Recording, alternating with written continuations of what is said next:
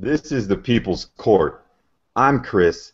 That's Lamont. If you happen to check out our blog recently, http://thepeoplescourt.fm, Lamont put up a great post about things you can do during the season if your team doesn't matter. Basically, if your team is not going to impact the overall landscape of the league whatsoever. On the opposite end of that spectrum, though, it makes you wonder, which teams do matter? Which teams will ultimately have a viable chance of competing for a championship? Lamont, you're great at doing this every single year. I'm curious to know, what do you think this year about which teams matter for 2014-15? So we're gonna be a little bit different. First pick, have to start there. We're gonna go with the Cleveland Cavaliers out east. They've got, everybody knows LeBron went back. They traded for Kevin Love. They add those two guys to the combination of Kyrie Irving, Tristan Thompson, Anderson Varejao, et cetera, et cetera, et cetera, and they're gonna matter. They have the best player on the planet. They're gonna matter, and you do that in a subtly improved Eastern Conference, but still not quite at, but still everybody else is just slightly above average. They're gonna be playing in late May, possibly into June. The only question marks I have with this team are they have no real rim protection, and how long is it going to take for David Blatt to adjust to the NBA? I don't know anything about them. Just he scores high on everybody's card, and that's about it. The truth of the matter is, despite those shortcomings, they're still one of the top teams in the Eastern Conference, and at the end of the season, I agree with you, they will matter. Yeah, they have three of the best 20 players in the league. Is Kyrie Irving in the top 20 now? Do we know that? He's an All-Star MVP. It's hard to say that he's not a top 20 player. That's three of the 20 best guys. They're gonna matter. Absolutely. Moving right on, staying out east, I'm gonna go with the Chicago Bulls that matter. Derrick Rose is back and looking much better. I caught a few of the Bulls preseason games, and he looked great. I think one of those games he played 28 minutes, went up for something like 21 points. Still looked good. His explosion is not quite what it was, but it's still there, and the rust is starting to wear off. And I also think that the basketball gods will be nice to us. They're going to be nice to us, and he's going to stay healthy. In addition, they added Paul Gasol signed him as a free agent from the Lakers, and I think he's a player. He's definitely an upgrade for Carlos Boozer. And I think he's someone who's going to benefit from a change of scenery. He's not going to be the all-star that he was a few seasons ago. He's a little bit slow. He's a little bit slower than he used to be, but he's still a very skilled player. They also have all-star in Joakim Noah. Taj Gibson is great coming off the bench. They still have one of the best defenses in the league, one of the NBA's 5 best coaches, and I really liked what I saw from Doug McDermott and Mirotic. They look like they've added some offensive weapons to their team, and that's something that's been a weakness of the Chicago Bulls for the last 4 or 5 seasons. So I think could have been their coach. Really, their offense has always looked kind of pale in comparison to their defense. And like you said, you add a guy like Pau Gasol, who's just going to make every single player on that team better on the offensive side. Just another person they can facilitate through. Now they got Rose on the perimeter, Noah and Gasol on the inside. I agree with you there, man. I got no qualms with that. They will definitely matter this season. And if you believe in another thing going for them, if you believe in continuity, their core team being Joakim Noah, Taj Gibson, Kirk Heinrich, and Jimmy Butler. Those 4 guys have been together for a long time, for a while now. Tibbs has been there for 4 or 5 seasons now. They're bringing back Derrick Rose, so they're going to matter. Absolutely. They're going to matter. And pray to the gods, basketball gods. Derrick Rose. Oh, I don't think we need to be. I don't think we need to pray to them. I think they're done torturing us. At least in this case, I think they're done torturing us. They're gonna move. They're gonna move. They're gonna move elsewhere. They've moved elsewhere to perhaps they the have. Midwest. They have moved. They've moved on. They've A little moved on. foreshadowing for you guys there, right there. They've moved on. Out west, the teams that I think are going to matter are the Clippers out here in LA.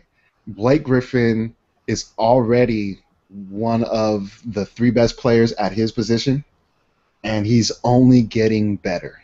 He's only getting better. I think one of the best things to happen to Blake Griffin and the Clippers is the point guard Chris Paul getting hurt, missing maybe 15 or 16 games before the All-Star break last season. It allowed Blake to expand his game. He was great. It had somebody else besides Chris Paul had to step up and be the playmaker for that team, and Blake more than did just that. Of course, they still have Chris Paul. DeAndre Jordan is DeAndre Jordan.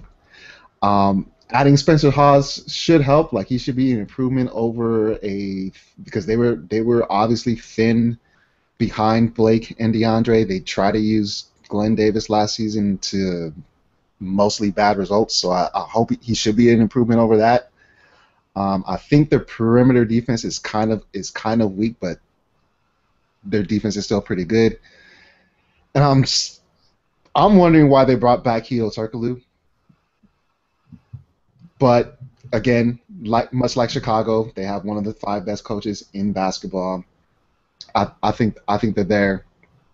I think they're going to play over 100 games this season. Okay. And the next team that I'm going to pick is going to be a head scratcher. I'm going to go against my I'm going to go against one of my rules. Normally, I always say the defending champions are the team to beat, which is still the case. But I'm going to pick Golden State ahead of the San Antonio Spurs. Wow. I'm going to pick going to pick the Warriors ahead of the San Antonio Spurs. Golden State is so much better than they were last season? I think Steve Kerr and his coaching staff, I think what they're going to do is improve upon the weaknesses of their offense from a year ago without changing what was a really good defense. A lot of times their half-court offense got bogged down. They would see a quote-unquote mismatch and try to post up Klay Thompson 4 or 5 possessions in a row, which really takes them out of what they do. We've already Steve Kerr is going to install some triangle principles. He's going to get more player and ball movement. They added Sean Livingston, so that can allow Steph Curry to play off the ball, which is lethal. I also think they're one of the deeper teams in the league.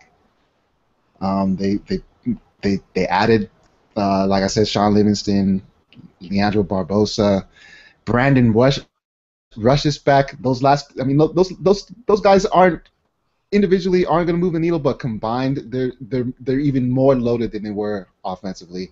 And again, like I said, they're not going to change anything that they did on defense. Mark Jackson did a great job improving their defense. So why change things? The question mark that I have is how long can Andrew Bogut stay healthy? And if Klay Thompson doesn't get an extension by this Friday, how is he going to react to that? He wants an extension. They haven't been able to agree on it. How is he going to react to that? Is he going to react negatively to it if he doesn't get it? Those are some big ifs. I'm surprised one of your other ifs wasn't if Steph Curry could stay healthy either, because, I mean, that was one of the big things that hurt this team last season. Not necessarily Steph Curry, but health in general. Iguodala got hurt. Bogut got hurt. You know, they had a lot of injury issues, and that always seems to be the case with the Warriors and the fragile guys that they employ. Steve Kerr, though, that's an interesting point about him being able to transform their offenses into something more than either let's try and exploit some type of mismatch or let's run what the elevator doors play for Steph Curry or Klay Thompson. That seemed to be about all they did Yeah. or pick and roll with Steph Curry. Like, it wasn't very imaginative down there with Mark Jackson as head coach. But that's an interesting pick there. Anybody else you'd like to add to your teams? Matter? We'll add honorary mentions to, of course, the defending champion, the San Antonio Spurs. They're pretty much bringing back the same roster, and their goal right now is to do something they've never done, and that's to win back-to-back titles. And of course, the Oklahoma City Thunder. Even though Durant is going to miss the first month or so of the season, however long it takes. I think when he initially broke his foot, it was 6 to 8 weeks, however many weeks ago that was. And of course, you gotta let now you can let Westbrook be Westbrook even more. And who doesn't want to watch that? I like how you just glossed over the fact that the Spurs only get an honorable mention here. Like you said, these are the defending champs, and they didn't make any huge changes. But then again, neither did any other team in the Western Conference. So you would think the Spurs are still the favorite in the West, right? That's what I would assume. And that's actually the only real issue I have with your list. I'm okay with saying 5 teams matter and throwing the Spurs on that list. They got to be there somewhere.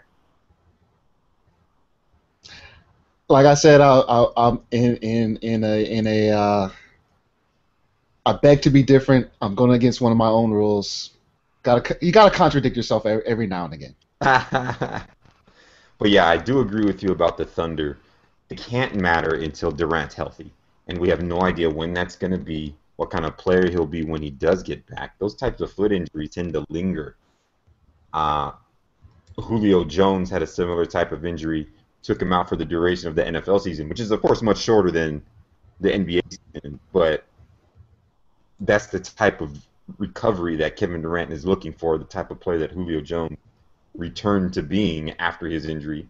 Obviously, what Durant would like to return to be. And whether or not he can do that this season, I don't know. I don't know if that's possible given the type of injury that he had. So the Thunder, they really don't matter until Durant's healthy. Although Westbrook, he's going to put up some numbers, boy. It's going to be fun. Let Westbrook be Westbrook. They have no choice now. Like, nobody can argue that. Let all of those people that doubted Westbrook are going to look at a different type of player now, and I think they're going to finally appreciate Russell Westbrook for what he is. But look, we actually have a big disagreement here, and we also have one really interesting point. So let us know what you think. Hit us up at People's Court FM. We're on Google+. Check out our blog, thepeoplescourt.fm. Hit us up on Facebook, all the social medias. Let us know whether you agree with our list of teams that matter for 2014. Again, recap, Lamont, that list.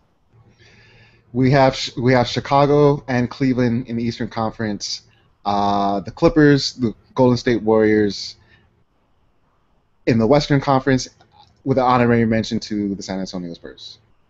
Not honorary mention. San Antonio Spurs in that list. Lamont, hit us up at People's Court FM.